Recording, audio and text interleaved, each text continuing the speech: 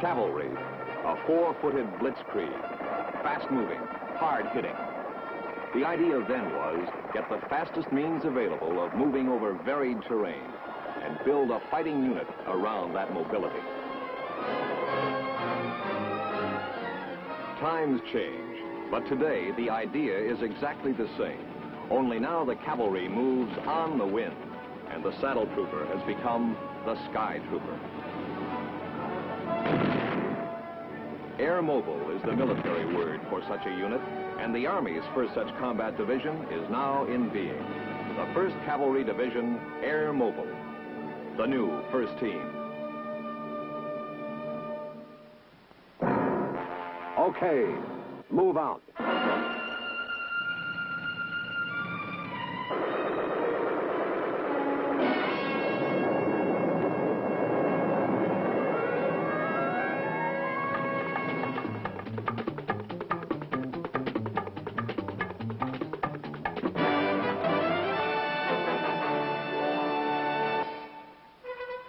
On August 20th, 1921, the orders were published activating a new unit, to be known as the 1st Cavalry Division. For more than a decade after the 1st Cav was born at Fort Bliss, Texas, it remained a horse cavalry unit. But World War II was on its way to change all that. By 1943, when the 1st Cav arrived in Queensland, Australia for last-minute training before combat, it was organized and functioning as an infantry unit, but it kept the name, 1st Cavalry Division. On foot, it fought its way through the Admiralty's campaign, New Guinea, Los Negros.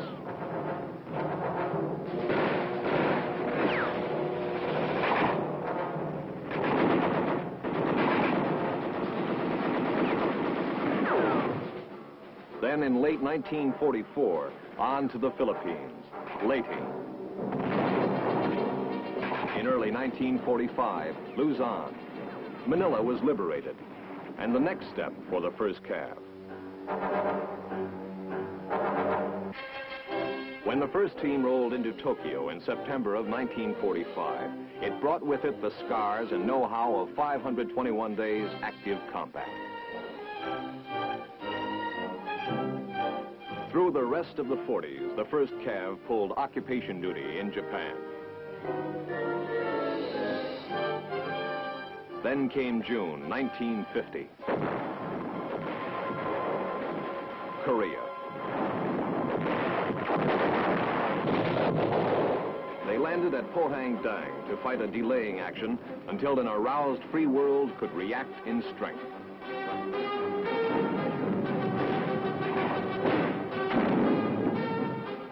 When the breakout from the Pusan perimeter came, the 1st Team led the way. 102 miles in 21 hours, the fastest advance in the history of arms. And on the way, they knocked out 13 enemy tanks and captured some 200 North Korean troops. They linked up with the 7th Infantry at Osan. Then they kept moving north.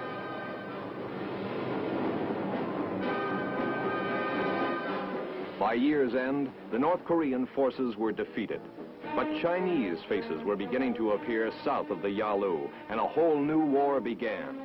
Again, it was pull back. Through the months that followed, until the truce talks began and the war became stabilized, the 1st Cav stayed and fought.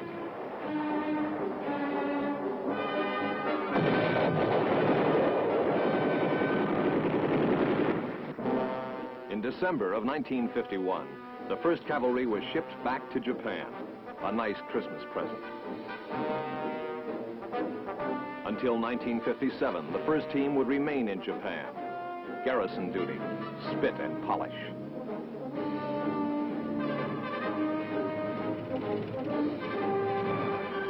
But also the constant demand to be fully ready for action, should the call to action come. Field training was not overlooked. The last formal review in Japan was held in August 1957. American forces were leaving the islands of Nippon, but not the Far East. Back to Korea. this time to help stand guard over the uneasy truce signed 3 years before.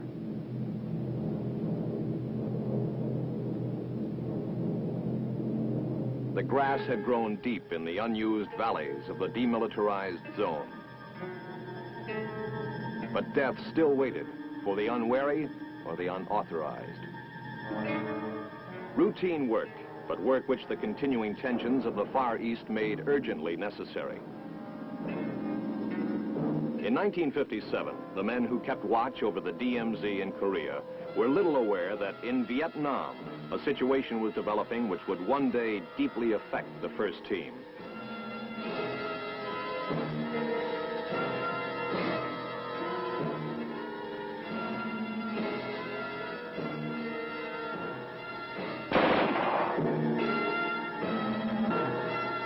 It began with acts of terror by the communist Viet Cong. And it progressed to full-scale guerrilla warfare aimed at overthrowing the South Vietnamese government. It was the latest tactic in communism's drive to dominate all of Asia. They called it a war of liberation. The Vietnamese government asked for equipment and advisors to help them meet this new aggression. With jungle and mountain terrain working to the advantage of guerrilla forces, ways had to be found to counterbalance that advantage. Superior equipment and mobility soon emerged as a major part of the answer.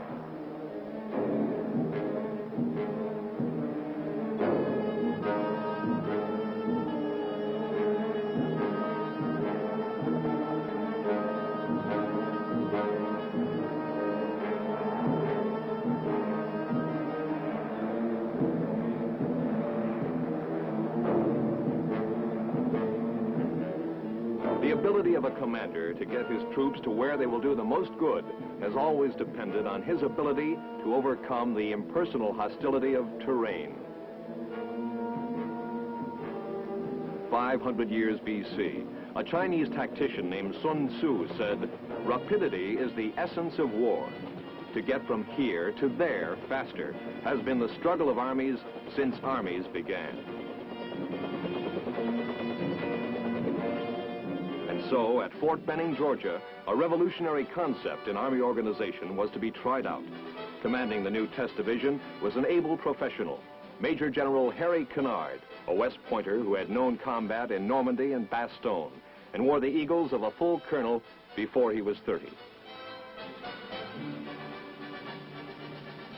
In the early summer of 1962, the Secretary of Defense directed that a study be made to determine, in essence, how best to move our troops over normally impassable terrain with the speed that will be required on a modern battlefield.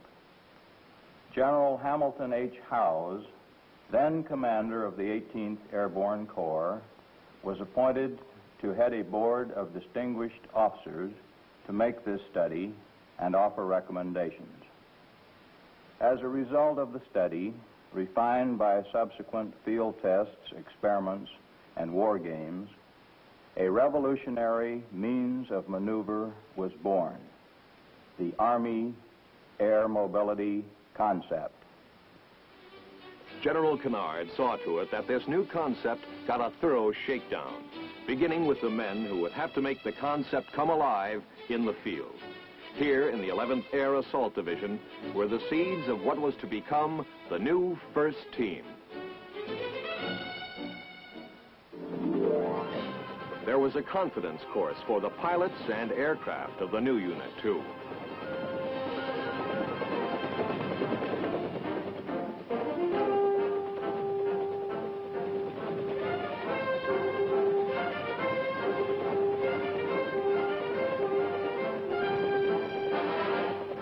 Formation flying and gunnery practice were an important part of the curriculum.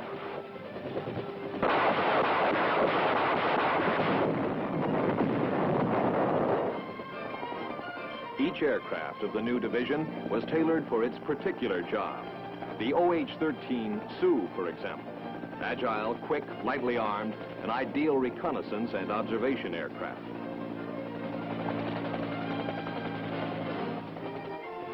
The rugged and versatile UH-1, called the Huey, would be the Sky Troopers' prime means of transport. It too could take advantage of terrain, going where no truck or armored personnel carrier could travel, using terrain features for cover, adding a vital new dimension to movement in a battle area.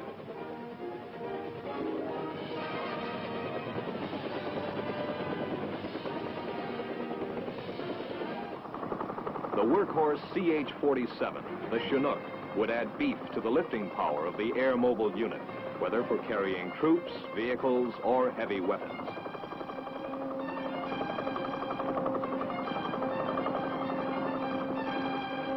For really big lifting chores, the CH-54 Sky Crane could move up to 10 tons at a time. The People Pod attachment would house 58 soldiers with full combat gear.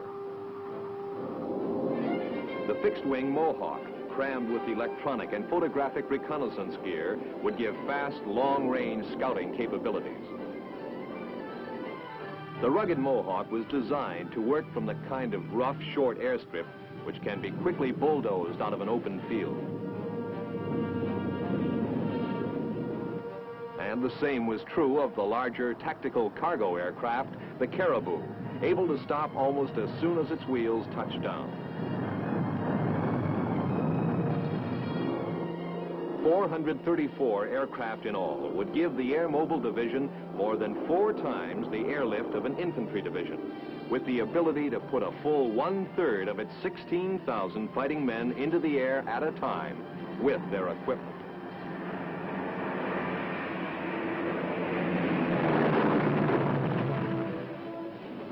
That was the general concept, and for 3 years it was put up against every conceivable obstacle and difficulty. The very terrain of the Fort Benning Reservation was an ideal test laboratory. In the course of those years, the radical new concept was tested in 83 major field exercises, tests, war games.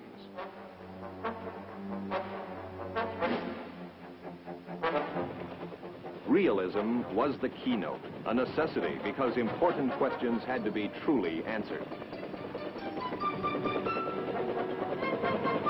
Question: how well can armed copters protect the troop carriers flying escort on the point and flanks? What is the best balance of mobility, manpower, firepower? Where are the weaknesses, the undiscovered vulnerabilities? Where the special strength?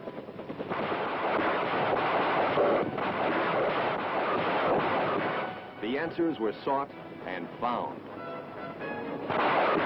Tested and retested as men and machines were welded by action into a fighting force of a truly new kind.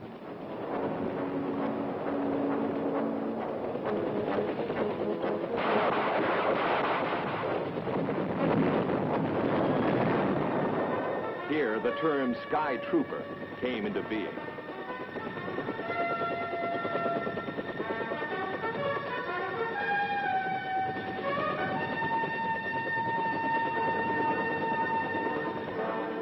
They proved that fire teams of an air mobile force could be delivered to battle sharp and ready, not half exhausted by the terrain they had to cover on the way in. With practice, the timing got sharper. Reinforcing waves would come in fast, unload in seconds, and start back for more.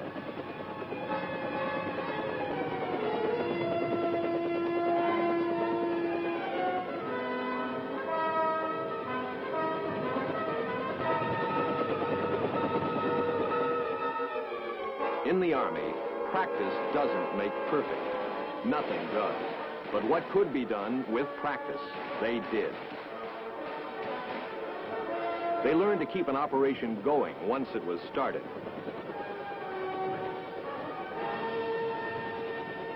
They rehearsed the necessities of combat against the day when those necessities would be urgently real. They tested the capacities of their airlift and their own ability to maintain, in a combat environment, the machines on which mobility depends.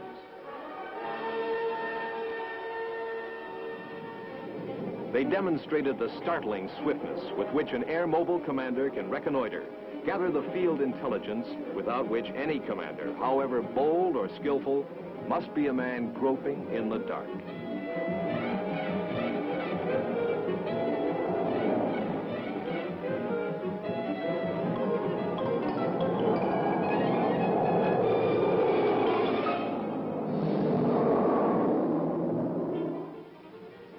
The new abilities, the new possibilities were explored, evaluated, proven.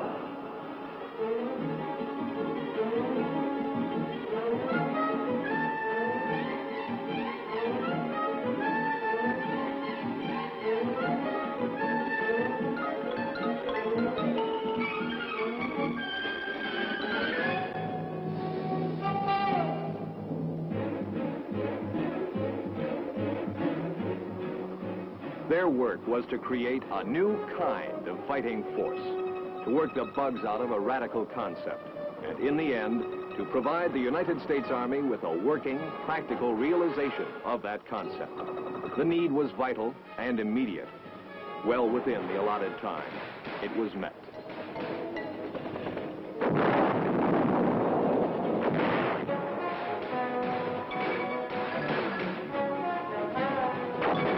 On July 3rd, 1965, at Fort Benning, Georgia, the 1st Cavalry Division Air Mobile came into being.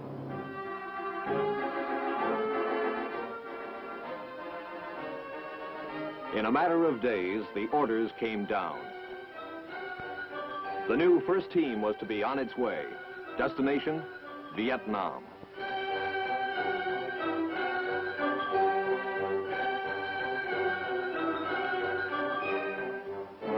Now began a movement of men and machines to the various ports from which they would embark for Southeast Asia, by bus, by train, and in convoys of their own vehicles, they fanned out toward the sea. It is no small matter to prepare and then transport the machines of an Army division by sea, even an air mobile division, whose weight of equipment is only about 1/3 that of a standard infantry division. At ports on the eastern seaboard, the aircraft of the division, in white cocoons to protect them from salt air and spray, were loaded aboard carriers for the sea voyage to Vietnam. The protective cocoons were just one more of the many special techniques needed to handle the new air mobile concept in practice.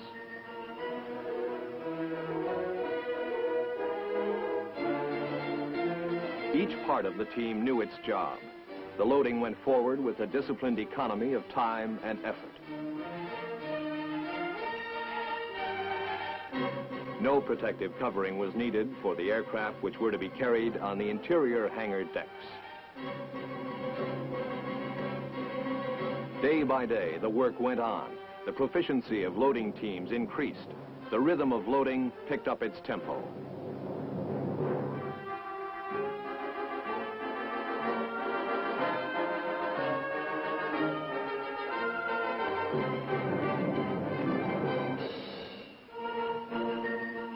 Crate after narrow crate of rotor blades followed the copters aboard.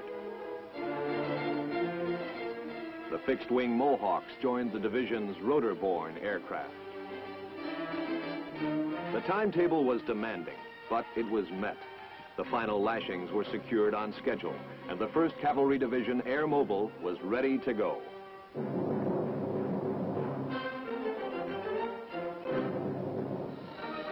In Vietnam, a place was being prepared for them. An advance party of 1,000 men and 254 tons of equipment had been airlifted to a place called An Key.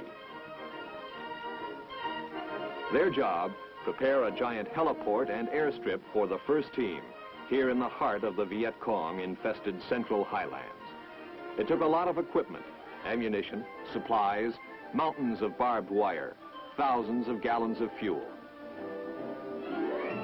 Again, time was short, but the job got done.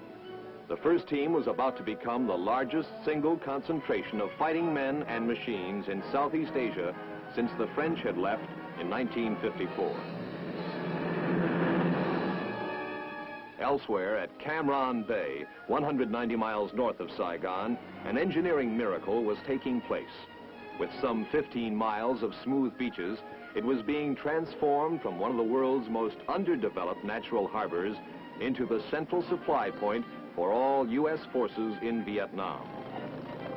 Here would be the headquarters of logistics, a jet runway more than 2 miles long, able to handle the largest jet transports and bombers. And barracks, administrative facilities for a port destined to equal the capacity of Charleston Harbor back in the States.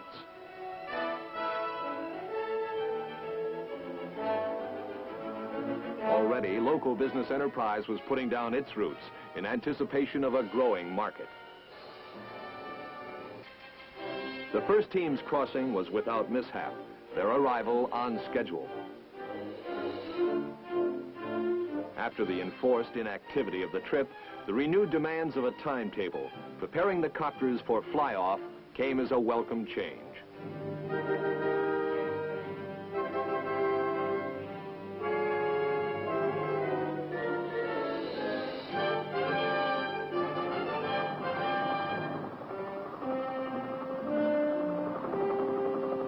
One by one, the choppers lifted off for the short flight to shore.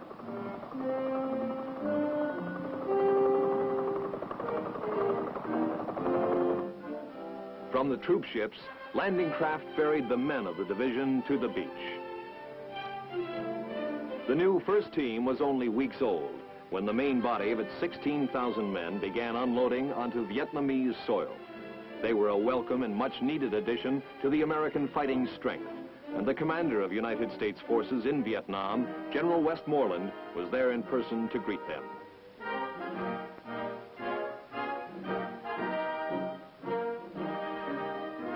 The next step, airlift to the division area at An Key.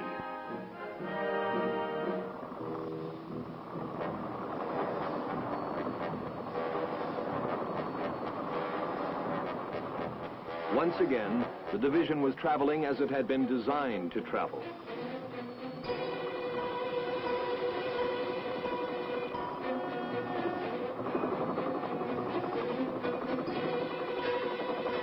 They had trained to bring the fight to an enemy in a faster, more agile, harder-hitting way than ever before.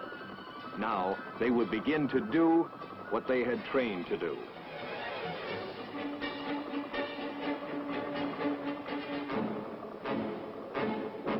The maneuvers were over.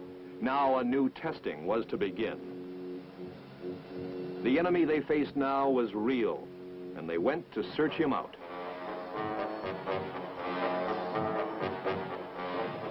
Trained to fight on the earth, but able to move above it, they were freed, as never before in military history, from the tyranny of terrain. In minutes, they were approaching the objective area.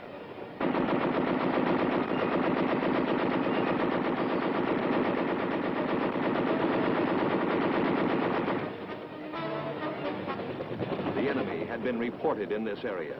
The first team's mission was tersely descriptive: search and destroy.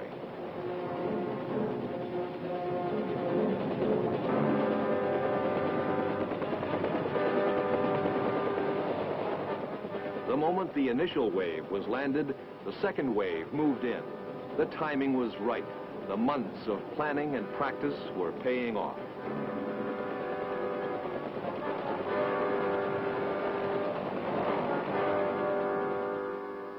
Because the objective area had been reached by air, the Sky Troopers could begin their mission with full reserves of strength. And this was terrain which made heavy demands.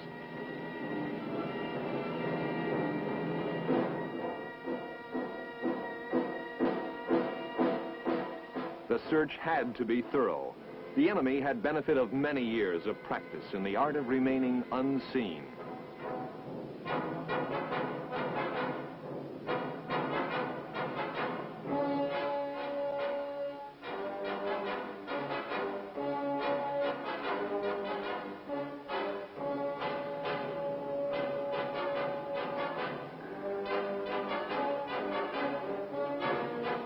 Yard by yard, patty by patty, stream by stream and village by village, the sweep of the objective area was carried forward.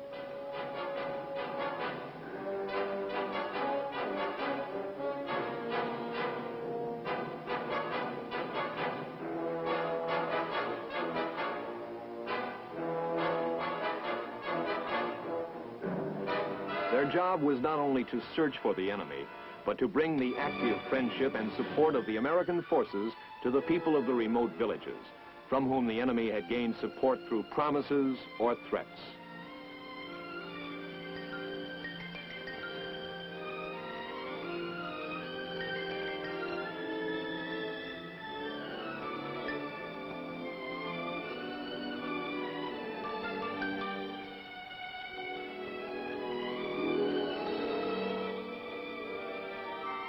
The primary mission remained, however, as the book defines it, to close with and destroy the enemy.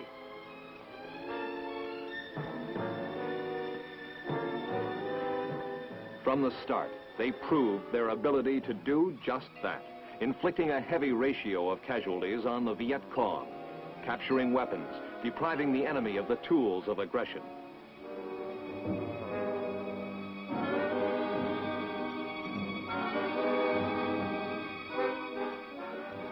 There was, as always, a price to be paid. But that price was the less because of the determination and skill that the men of the new first team brought to their job.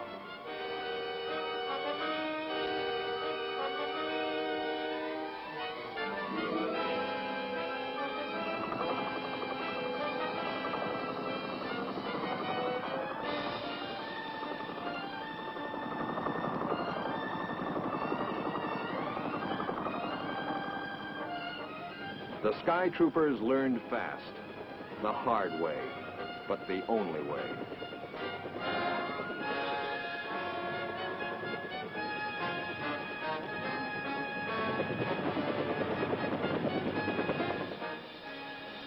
That was the beginning in Vietnam.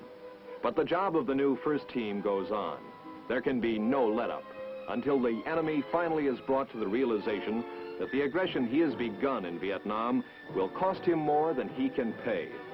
The men of the 1st Cavalry intend to do what they can to bring that lesson home. So a radical concept in military organization has proven itself. It is an important step in a world where the speed with which a fighting force can react in the field can be the deciding factor in victory. The new Air Mobile Division is not a replacement for its heavier infantry counterpart, but it is, like the old cavalry, a fast, hard-hitting doer of special jobs. A new, agile, important addition to the versatile combat capability of the United States Army. The 1st Cavalry Division, Air Mobile. The new first team.